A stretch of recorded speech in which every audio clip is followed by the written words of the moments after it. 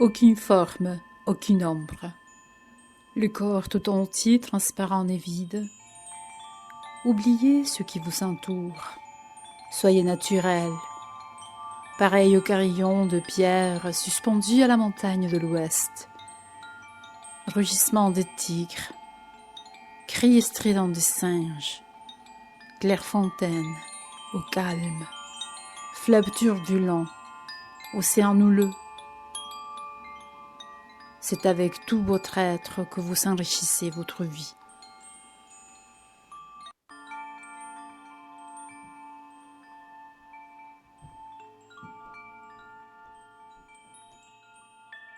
Bonjour et bienvenue à tous à un nouveau cours d'Ashtanga Yoga. Dans cette occasion, on va approfondir notre étude sur les nadis. On a commencé par le chant de la véritable signification d'auteur anonyme.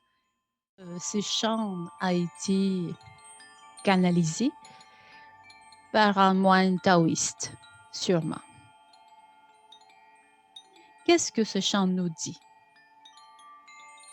De rester calme malgré tout. Quoi qu'il arrive, garder notre centre, être comme une montagne, comme un carillon suspendu qui s'ébalance, qui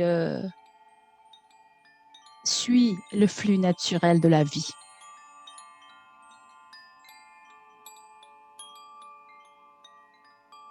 Les nadis, comme on a déjà vu, sont des tubes, des tuyaux que physiquement peuvent se reconnaître comme étant des nerfs, des veines, des artères, même les os, les vaisseaux capillaires qui sont des vaisseaux sanguins très très très petits, des bronches, de branchioles et toutes les ramifications qui sortent de ces grands canaux d'énergie. Au niveau éthérique, on parle aussi de tubes, mais qui sont invisibles à l'œil nu et qui se trouvent aussi comme faisant partie de notre corps éthérique, de notre corps immatériel, de notre corps purement énergétique, électromagnétique, lumineux.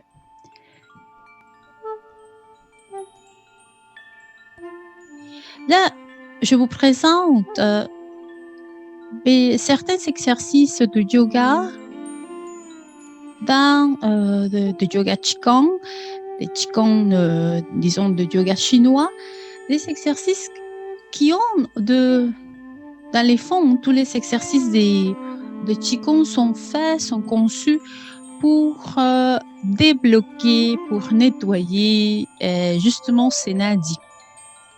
En chinois, on va plutôt parler de méridiens d'énergie, des points d'acupuncture qui seraient le chakra. Et donc, dans ces deux cultures, l'Inde et la Chine, on va trouver ce même concept de nadi, mais évidemment avec de noms différents, dépendamment de la langue parlée dans cette culture-là.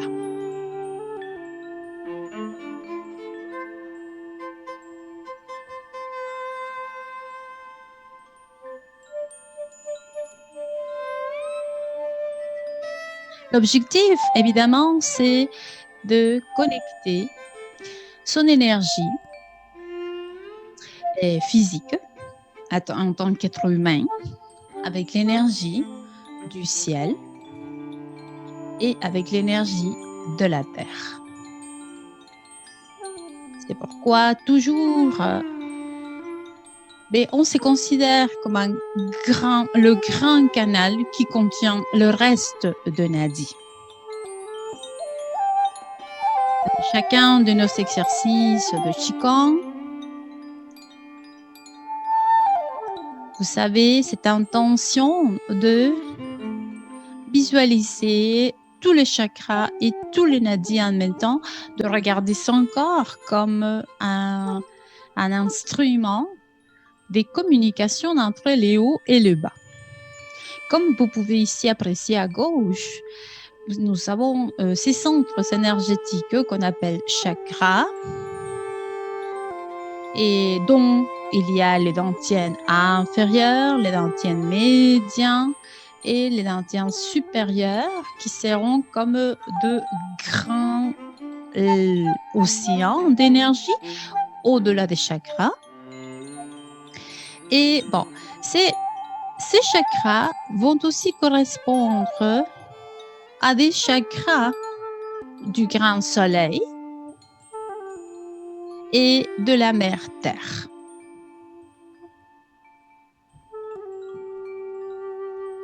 Alors, il s'agit de connecter de façon consciente chacun de ces centres à ceux du soleil, du centre du cœur du soleil et du système solaire, au-delà du soleil.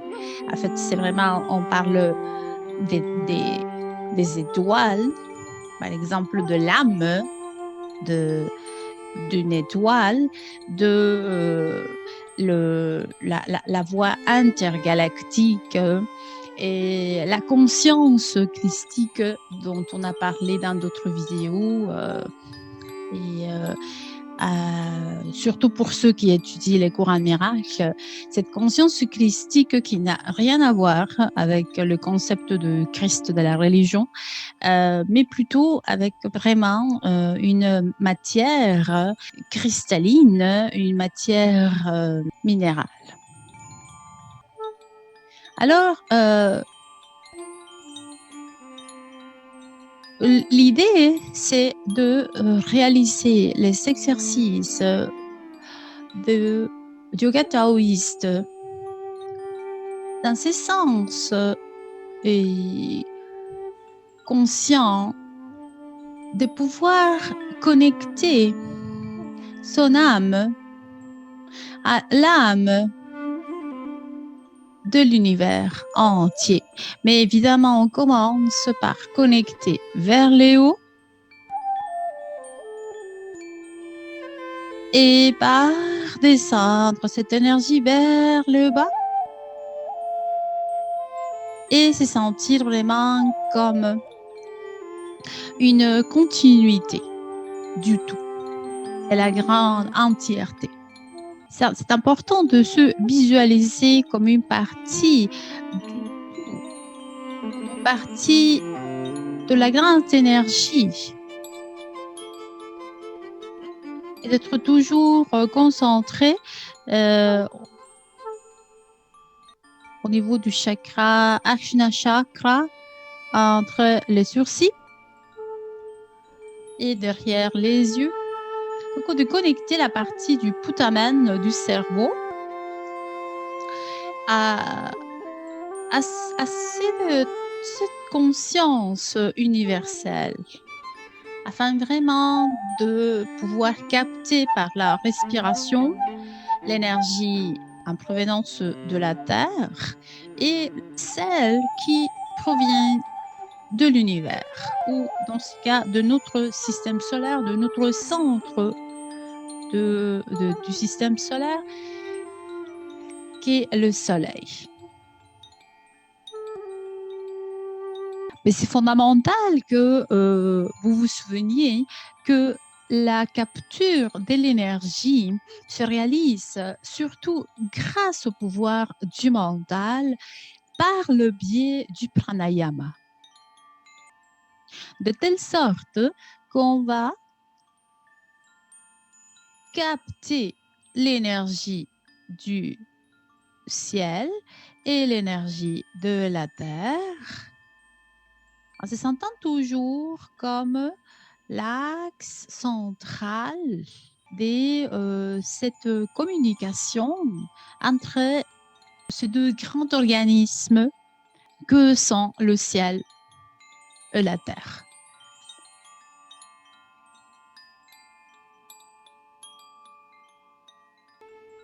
Ces exercices sont aussi préparatoires pour la suite de Kapotasana, qu'on verra plus tard.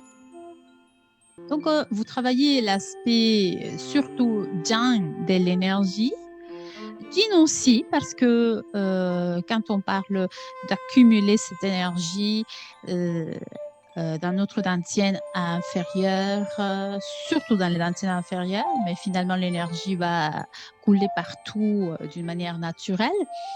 Quand on parle de l'aspect stockage du prana, par le biais de la respiration, donc, et qu'on gonfle notre ventre, et on parle plus d'un aspect yin, du travail corporel, du Qigong. Si tu visualises tes pieds comme des tubes, des pailles qui vont aspirer l'énergie qui provient du centre de la Terre et que tu passes cette énergie vers les hauts, par tous le canaux d'énergie qui courent par tes jambes vers le haut et que tu peux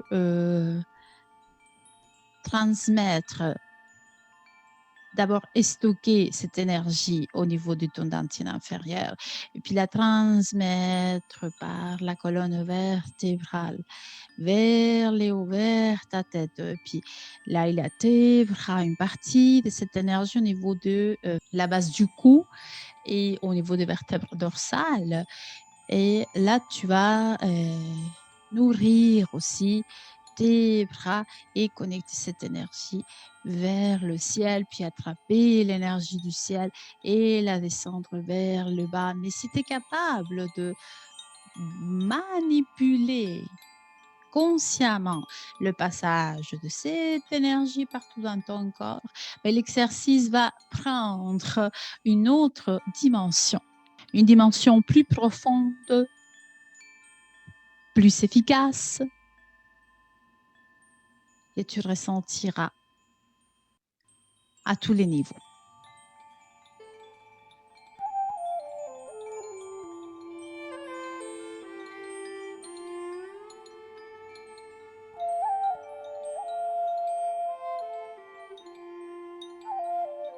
Ce sont différentes postures que tu peux décider de réaliser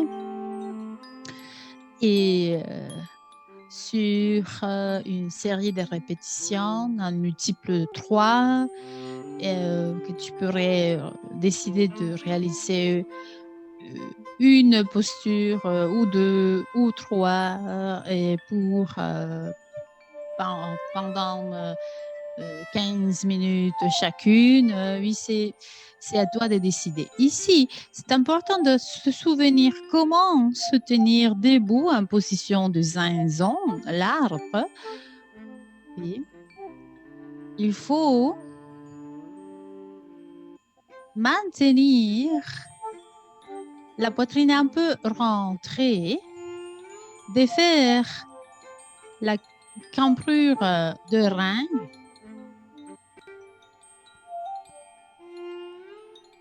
et maintenir la poitrine un peu légèrement rentrée, les mentons descendus. Donc c'est comme le dos un peu arrondi et se sentir comme une montagne. Une fois que tu as cette solidité acquise, tu vas pouvoir réaliser des exercices de Qigong en mouvement.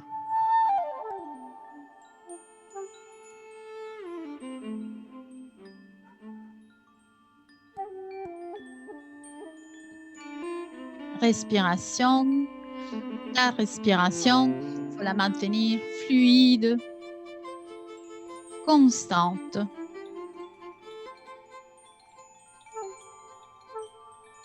Comme je vous ai dit, c'est des exercices de Qigong que vous pouvez prendre aussi comme un très bon réchauffement pour la posture de Kapotasana qu'on va reprendre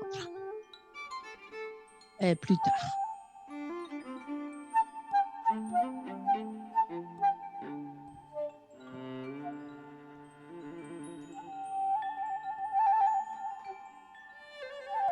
Et stabilité, c'est ce qu'on cherche. Solidité et une connexion profonde à l'esprit de la Terre par le biais du point joncoin, les points de rein sur la plante du pied.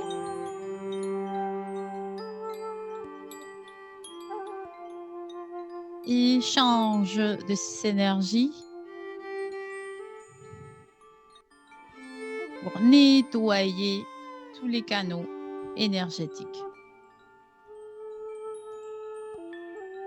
Des postures fondamentales du Qigong, en fait, comme de première posture qu'on apprend pour mobiliser l'énergie au niveau du poumon, de l'intestin grêle, du gros intestin, du cœur et du triple réchauffeur.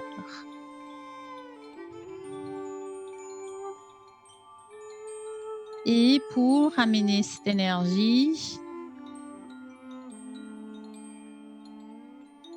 à couler aussi par les jambes ou les méridiens de foie, estomac, rate pancréas, vésicule biliaire, rein, vessie, basse.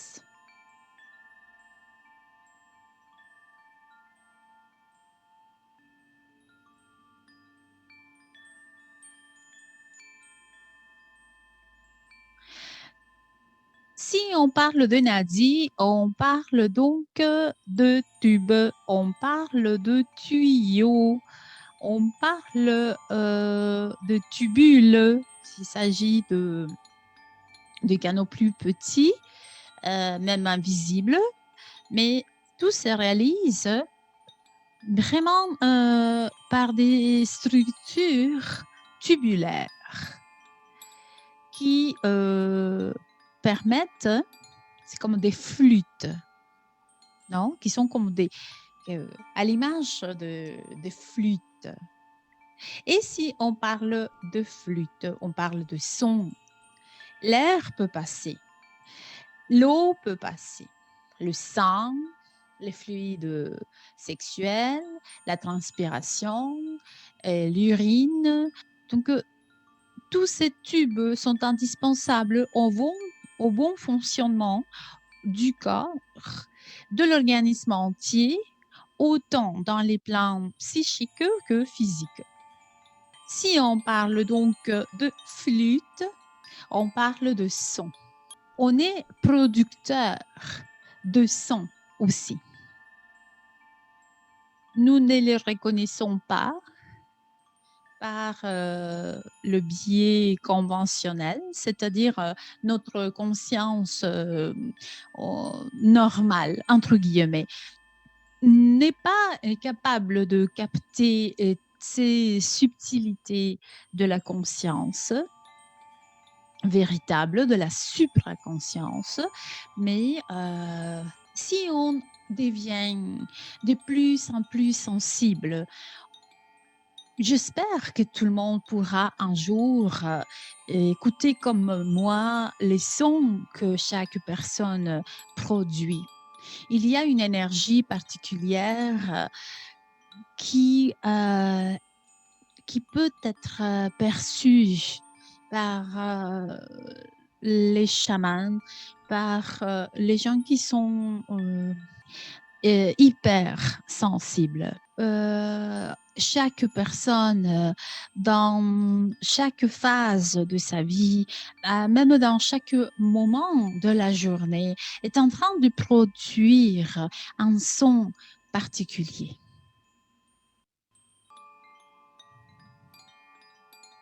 Et les trous, à partir du coccyx, le trou qui conduit vers le haut, vers la moelle épinière, qui va commencer en L2 au niveau de la lombaire 2. Et bon, et au niveau subtil, ce sont des tuyaux de paille qui sont imperceptibles à l'œil nu. Qui sont métaphysiques, pour ainsi dire, mais qui existent quand même. Donc, c'est Brahmarandhara, qui est entouré par, donc Brahmarandhara, vous voyez ici la plus mince, qui est entouré par Citrine Nadi, qui à son tour est entouré par Bashrini Nadi, et puis elle par Shushubna Nadi, et puis on a Pingala Nadi du côté droit et Ida Nadi du côté gauche, qu'on a déjà étudié dans les cours passés. Bon, pourvu qu'on produise de bons sons, n'est-ce pas? Alors, si on se souvient de la structure d'un nerf, on reconnaît cette même structure concentrique de tout à l'heure, donc pour les canaux invisibles de notre colonne vertébrale. Il y a l'épinèvre qui va, ça c'est les structures au complet qu'on appelle nerfs, mais il y a une enveloppe qu'on appelle épinèvre, d'accord, qui va être autour du nerf entier. Nous savons à l'intérieur de fascicules qui sont entourés, eux, à leur tour, par le périnèvre, et puis des axones qui vont suivre cette séquence de structures que l'on a du général vers le particulier. C'est épatant, n'est-ce pas? Cet axone est entouré par l'endonèvre et à la fin, on rencontre l'axone qui a sûrement d'autres structures microscopiques que, avec certitude, aucun microscope actuel, même pas les plus puissants, est capable de percevoir. Même structure, comme on a vu, on la rencontre autour de nerfs rachidiens. Donc, vous savez ici, la moelle épinière et d'une vertèbre, au niveau d'une vertèbre. Donc, on a au centre des vertèbres, nous savons la moelle épinière qui est aussi un tube. On va le voir avec plus de détails plus tard. Et à partir de cette moelle épinière, il y a des ramifications qu'on va appeler des nerfs rachidiens, qui ont aussi les structures qu'on a déjà connues. Non? Une enveloppe dans laquelle se trouvent d'autres petits tubules et qui sont entourés à leur tour par une autre enveloppe, et puis d'autres fibres nerveuses qui sont non myélinisées et des fibres nerveuses myélinisées pour obtenir une structure pareille à ça. Où on va trouver aussi des vaisseaux sanguins, évidemment, pour nourrir des veines et des artères l'une pour amener des nutriments, l'autre pour éliminer des déchets. Donc, vraiment, nous sommes comme deux fractales, non? Des fractales qui sont construites à manière de cristaux, d'où aussi le terme cristal de tout à l'heure, oui, que je mentionnais, parce que la petite structure fondamentale se répète à partir du niveau microscopique à un niveau invisible, puis le niveau microscopique, puis à un niveau macroscopique. On répète à l'infini cette structure fondamentale et que l'on peut distinguer toujours quand on coupe de façon transversale entre ce tuyau, un nerf, un vaisseau sanguin, etc. On va trouver toujours ces mêmes structures. Ici, vous savez, les méninges rachidiennes qui sont l'enveloppe de la moelle épinière. Donc, vous savez, la moelle épinière, sa matière grise. Et après, ces cordons qu'on peut trouver dans des espèces, dans des espèces plus primitives ou moins avancées que celles de l'espèce humaine. Comme un cordon, comme étant un cordon nerveux. Maintenant, on voit pour les humains une structure plus complexe que ça et nous trouvons les enveloppes de la moelle épinière s'appellent méninges rachidiennes.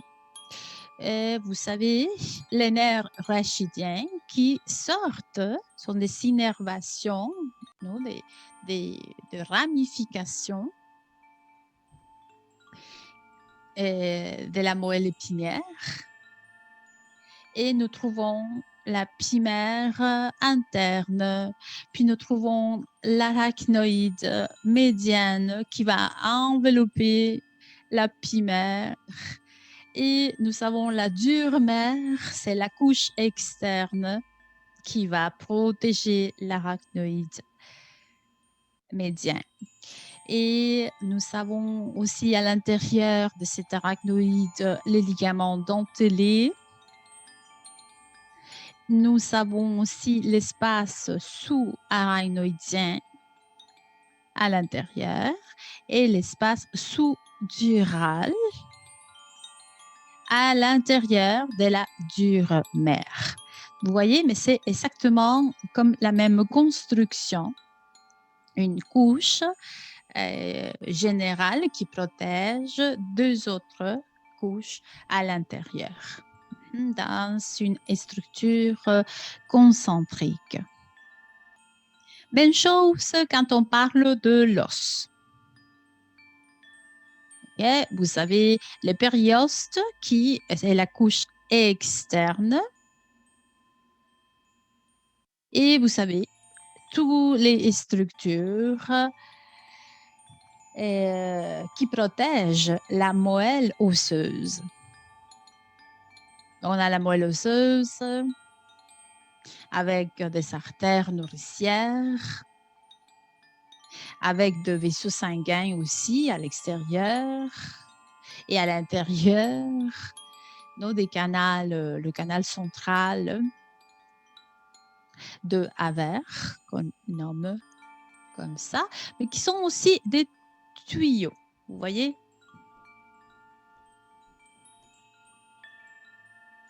Il y a deux lamelles interstitielles, qu'on nous parle des espaces qui sont entre chaque tuyau. Et chaque tuyau au canal central de Haver sont entourés par deux lamelles protectrices. On a l'os compact, on a l'ostéoblaste qui sont des cellules qui vont produire, qui composent l'os. On a des nerfs aussi, de la lamelle osseuse, vous voyez ici. Oui, on a le nerf, mais les nerfs sont protégés par ces lamelles osseuses qui sont disposées en plusieurs couches. Ici, on a une coupe longitudinale, la moitié, non, d'une coupe longitudinale, un os long, comme le fémur. Oui, vous savez, les travées osseuses. Vous savez, à l'intérieur, l'os est creux. Donc, on a l'os aussi est un tissu tubulaire. Il y a à l'intérieur la moelle, à l'intérieur de ce tube, de ce trou, la moelle osseuse.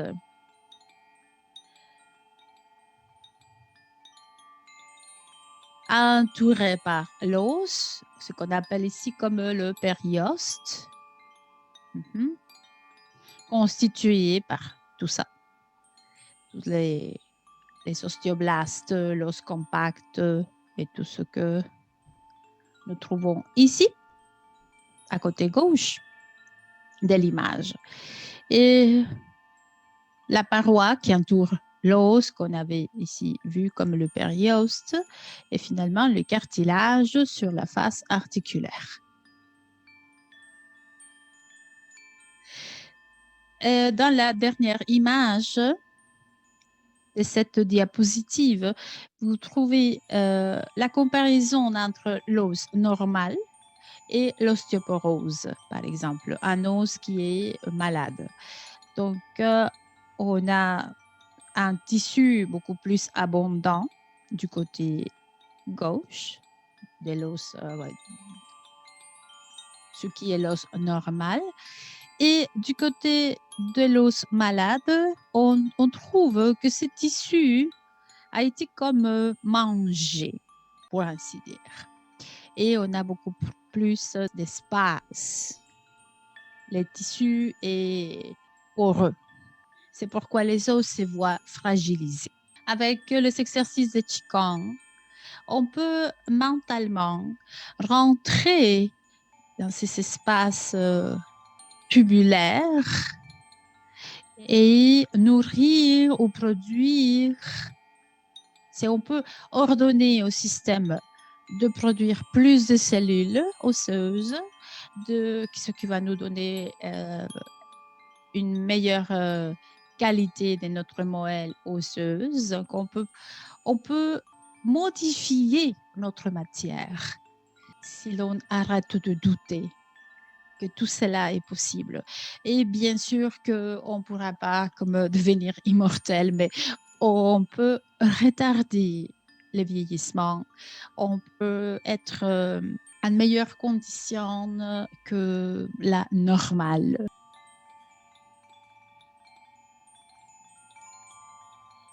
Même structure au niveau des vertèbres. Okay, vous voyez la substance grise, la moelle épinière, avec sa racine motrice, ses ganglions. Et les trous de conjugaison ou le foramen intervertébral, parce qu'il y a un espace entre chaque vertèbre. Vous savez, les disques intervertébrales et les corps vertébrales. Et bon, vous savez déjà toute la structure, les méninges qui protègent la moelle épinière. De telle sorte que nous avons beaucoup de nerfs répartis par tout notre corps qui ont différentes fonctions dépendamment de la zone où ils sont localisés, toujours ayant comme point central notre système nerveux qui est conformé par le cerveau, le cervelet, le tronc cérébral, la moelle épinière qui descend, comme on avait dit, jusqu'à L2, deuxième vertèbre lombaire. Et puis l'espace sacré. Et bon, ça nous donne un système complexe de plexus des nerfs. Et ça, bon, j'aime beaucoup les comparer à des carillons. Aujourd'hui, c'est comme l'image avec laquelle je me sens confortable pour passer ce message. Les carillons, j'aime voir comme notre corps humain plein de carillons qui produisent des beaux sons. Je mieux me concentrer sur ce qui est beau parce que c'est évident que les émotions destructrices et en général, les émotions sont productrices parfois d'une mauvaise musique, d'une musique pas très belle. Eh bien, si tout ça que je viens d'expliquer, c'est pas assez clair, je voudrais vous présenter les professeurs de médecine Patrice Thirier de l'Université de Lyon, qui, avec les images d'Olivier Rastello, nous explique de façon très schématique, vraiment très belle, la structure de la moelle épinière et des nerfs rachidiens. Je vous laisse avec eux alors. Commençons par présenter la moelle épinière. Donc, la moelle épinière va passer dans le canal vertébral que l'on voit ici sur cette coupe sagittale du rachis. On voit que c'est un long tube blanc, son diamètre varie suivant les étages, mais le plus important à retenir, c'est qu'elle se termine au niveau de la deuxième vertèbre lombaire et qu'elle se termine en pointe. Voilà cette pointe. Donc nous sommes au niveau de L2. On referme en quelque sorte la colonne lombaire. Et on voit de couleurs différentes pour mieux les marquer, les nerfs rachidiens qui sortent par le foramen intervertébral. En voici un autre. Ils sont représentés plus fins que ce qu'ils ne sont réellement. Et on voit donc par transparence leur organisation. Et l'on constate qu'en haut de la colonne vertébrale, au niveau de la colonne cervicale, ils sortent directement de la moelle épinière, comme s'ils étaient perpendiculaires à la moelle épinière. Et puis, à partir de la colonne thoracique, on voit qu'une partie de leur trajet se réalise à l'intérieur du canal vertébral.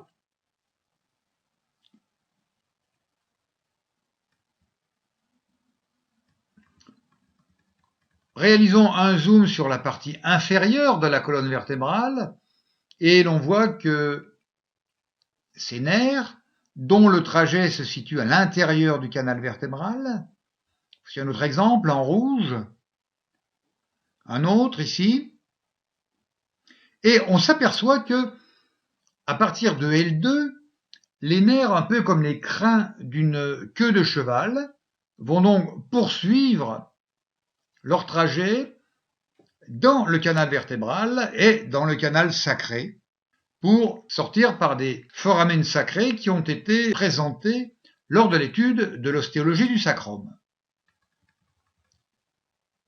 Nous allons présenter deux nerfs rachidiens qui présentent un intérêt dans la mesure où leurs racines sont souvent comprimées et par conséquent les cruralgies, puisqu'il s'agit du crural, ou bien les sciatiques, puisqu'il s'agit du nerf sciatique, sont des termes qui reviennent souvent. On voit que ces nerfs, l'un est représenté en rouge, l'autre est représenté en vert. On voit que ces deux nerfs sont formés par la réunion de plusieurs racines donc issues de plusieurs foramen intervertébraux.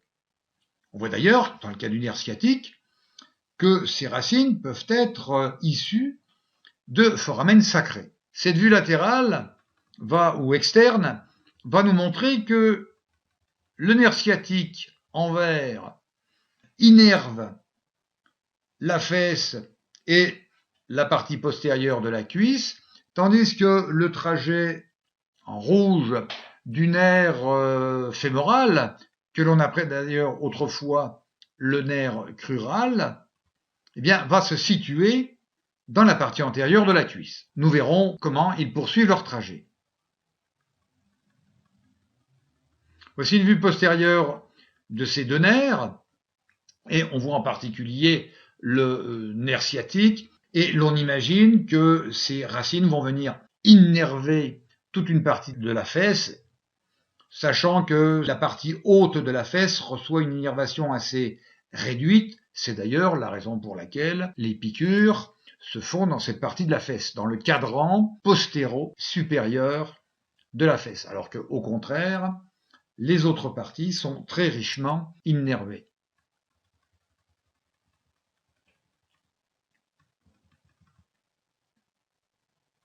Ces nerfs vont poursuivre leur trajet tout le long du membre inférieur. Et on comprend donc que lorsqu'une racine d'un nerf sera comprimée ou subira un dommage quelconque, la douleur puisse s'exprimer très loin du lieu du traumatisme. Donc on voit en vert le nerf sciatique qui descend le long du membre inférieur, en rouge le nerf fémoral qui descend également le long du membre inférieur, l'un plus en avant, l'autre plus en arrière. Voyons maintenant, mais très rapidement, l'organisation des nerfs rachidiens issus de la colonne cervicale.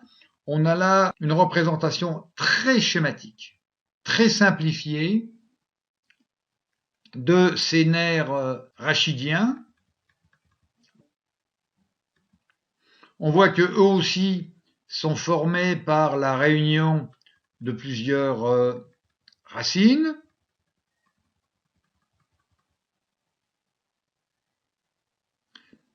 Et 3 nerfs vont innerver le membre supérieur. Ces nerfs innerveront le bras, l'avant-bras, et certaines fibres descendront bien évidemment jusqu'à la main.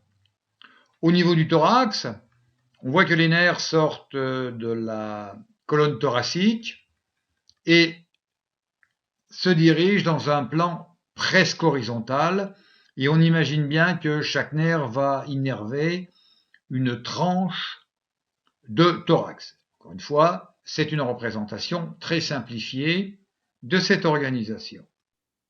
Une représentation très simplifiée, mais très claire, n'est-ce pas? Très claire, surtout dans le but qui nous occupe, qui est l'enseignement du yoga Qigong ou du yoga taoïste et du yoga indien, parce que ça nous fait comprendre pourquoi chaque mouvement va aider à la bonne circulation de l'énergie dans tous les nadis que notre corps possède. Si vous arrivez à pouvoir visualiser cette structure humaine dans la structure subtile du système nerveux et du système circulatoire humain, vous pourrez mieux conduire l'énergie au travers de tous ces tubes. Et dans cette deuxième section de nos exercices de yoga, je vous présente Kapotasana et réalisé d'une autre façon que celle que vous saviez déjà travailler dans la vidéo antérieure. Et ça, c'est la suite de Kapotasana. Et si on le réalise depuis la conscience profonde de tous les nerfs qui courent vers le haut et vers le bas pour innerver notre corps et pour s'occuper des diverses fonctions et organiques de notre corps, vous allez redimensionner votre pratique de yoga.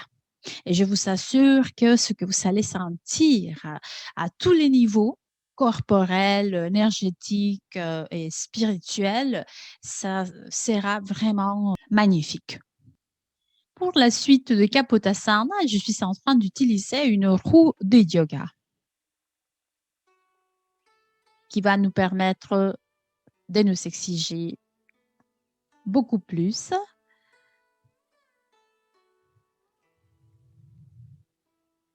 En gardant la posture correcte, surtout pour le bassin.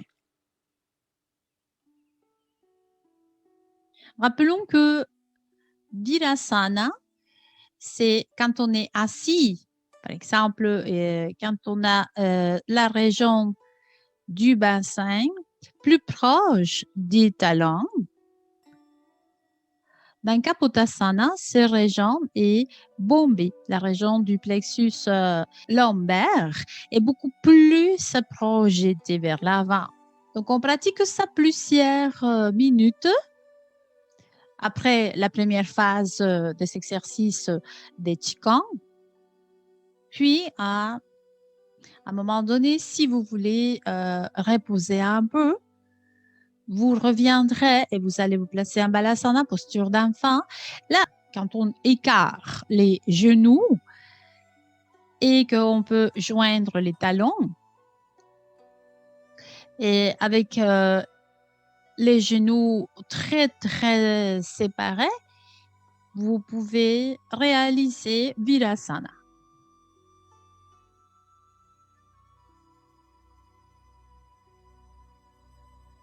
Ça va réchauffer le dos. Pensez à ces schémas de nerfs qu'on a vus tout à l'heure. Pensez à tout ça et observez les exercices. Puis vous allez savoir pourquoi est-ce que je fais chaque mouvement. Soutenez bien la tête. Étirez bien les bras. Restez comme ça quelques secondes.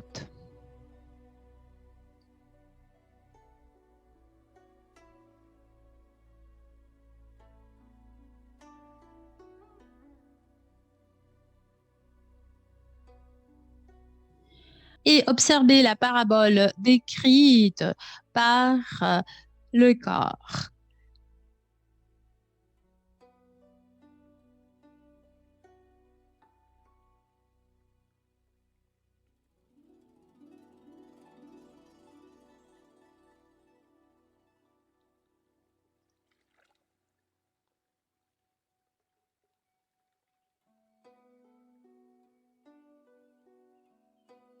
Soutenez votre tête quand vous allez revenir.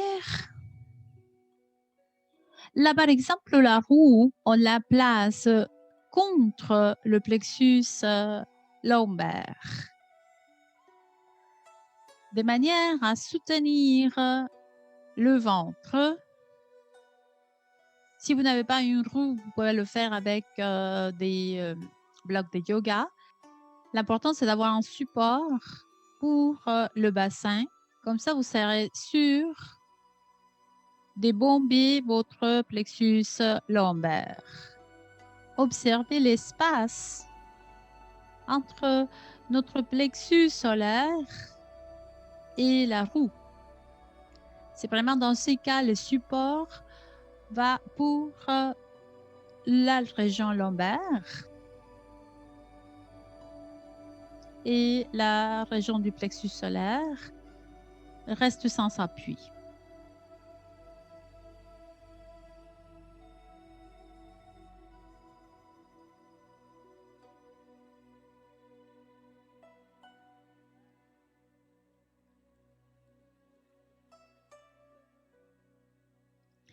Quant à la respiration, vous devez maintenir une respiration Ujjayi si possible. Mais normalement, hein, quand on va descendre, qu'on va commencer à faire la majorité de l'effort, par exemple, ici, vous voyez, sans appui la région du plexus solaire, vous allez avoir besoin de respirer beaucoup plus rapidement. Et comme sur le diaphragme s'exerce une énorme pression, alors notre ventre va avoir une tendance à respirer avec la respiration bouddhiste, la respiration abdominale. Donc, laissez votre abdomen se gonfler un peu, d'accord? Donc, gonfler un peu et puis continuez. Une fois que vous allez obtenir la stabilité dans l'énergie, vous pouvez continuer à respirer avec la contraction de l'abdomen en réalisant Ujjayi Pranayama.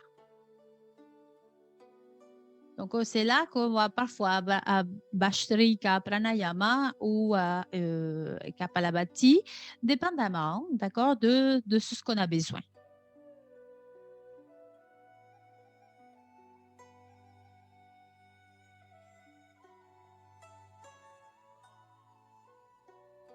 Ici, l'appui est maintenant sur le plexus solaire et on peut bien fléchir la région lombaire pour descendre les fesses sur les talons. Là, on est en Virasana.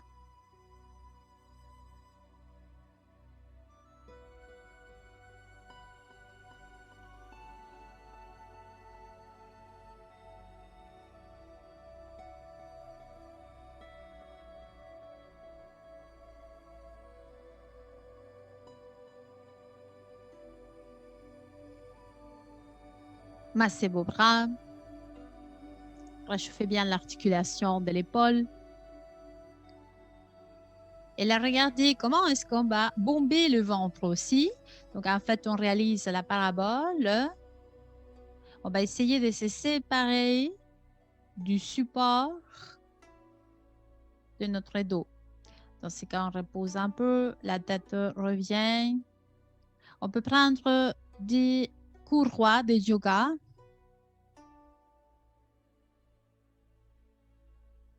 Et observer les mouvements du bassin.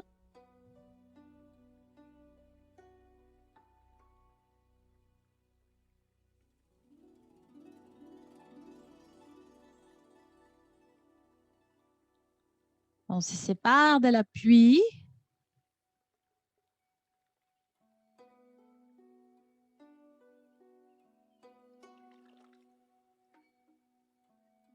Et on va bien courber.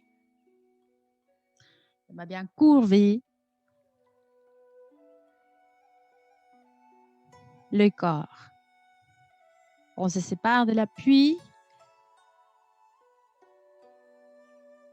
C'est là qu'on étire les nerfs. Le système nerveux se voit tonifié amplement par cet exercice. Le système digestif aussi reçoit une énorme quantité d'énergie pranique.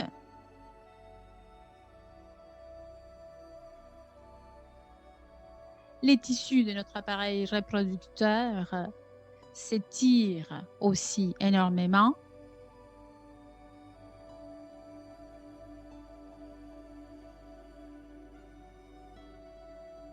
On respire comme il faut respirer. On respire selon nos besoins. Mais à la fin, quand on obtient la stabilité de l'énergie, on le ressent par la stabilité de notre respiration aussi. Et ce qu'on fait, c'est de rentrer l'abdomen et de réaliser Ujjayi. Si on est capable de réaliser aussi les bandhas, comme Mula Bandha, par exemple, dans ce cas, Jalandhara Bandha, non. Mais Mula Bandha, on peut le réaliser et travailler plus à profondeur l'étirement. Et c'est à vous de décider combien de temps vous passez dans chaque posture.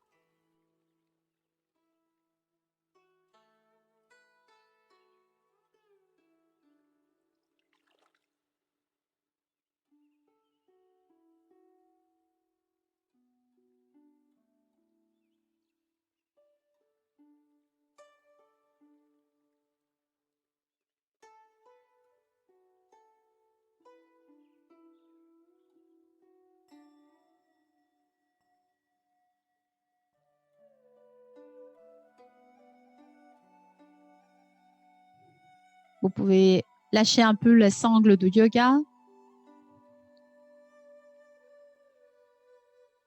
Vous les reprenez.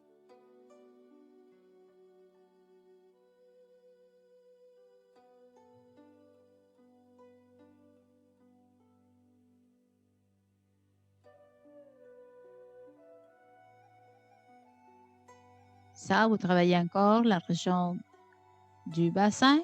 Et puis lâchez les cordes, soutenez la tête.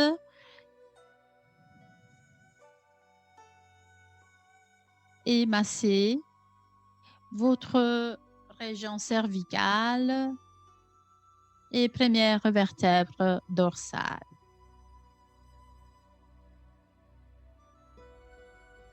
Kapotasana est encore à suivre. On va en avoir pour longtemps.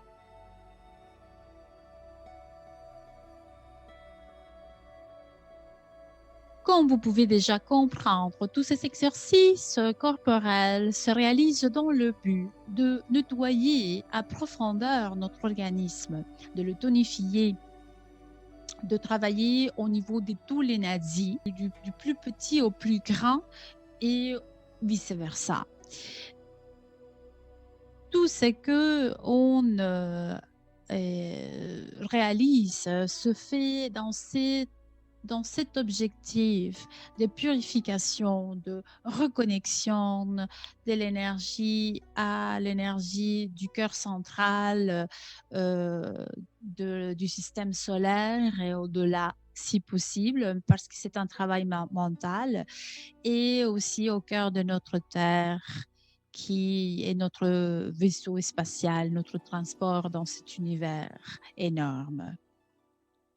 Inspirez pendant que vous descendez longuement et expirez petit à petit pendant que vous réalisez ces oscillations. Exhalez au complet et enfoncez le périnée. Inspirez dans le sens contraire et réalisez les oscillations au niveau de notre dentine inférieure, médiane et supérieure. Enfoncez le périnée.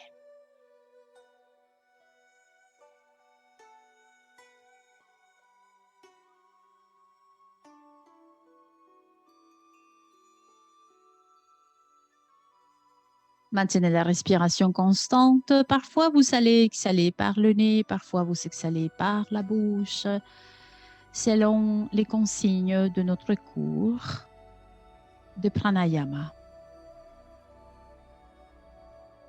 Et si vous êtes observateur de votre corps, si votre cerveau reste toujours éveillé, vous allez toujours savoir quoi faire par intuition et aussi par raisonnement.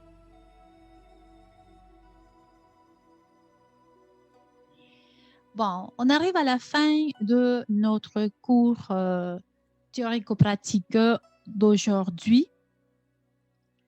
Mais je ne voudrais pas terminer sans vous faire réfléchir à propos de ces niveaux d'organisation de la matière et de l'énergie qui sont à l'origine de la disposition structurale de tous les systèmes. Vous savez, à l'image des poupées russes, une organisation qui va du plus grand au plus petit ou du plus petit contenu toujours dans des vaisseaux plus grands. Quand on a une image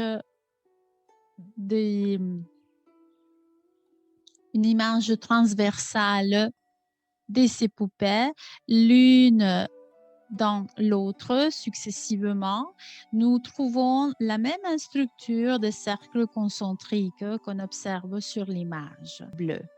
Ces systèmes de vaisseaux de communication. En résumé, nous savons des nadis majeurs, de nadis mineurs. Nous savons de points d'acupuncture, aussi appelés chakras selon la culture indienne, points d'acupuncture pour la culture chinoise. Nous avons une énorme complexité pour pouvoir mettre en marche nos machines corporelles et mettre en relief la grande fonction que notre cerveau possède en tant qu'organe principal de ce système nerveux qui peut se diviser en système nerveux central, système nerveux périphérique. Donc, il y a aussi le parasympathique et le système sympathique avec différentes fonctions que je vous laisse le temps de lire et d'analyser.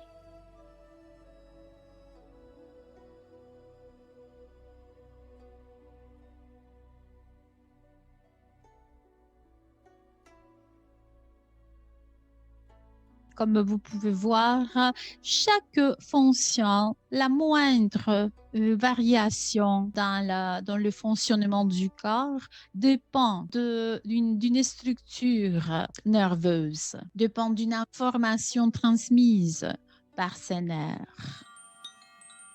Eh bien, c'est pourquoi, comme Amélie Nothomb nous dit dans sa métaphysique de tube, que je vous recommande de lire, à ce stade de son développement, nous s'appellerons Dieu le tube.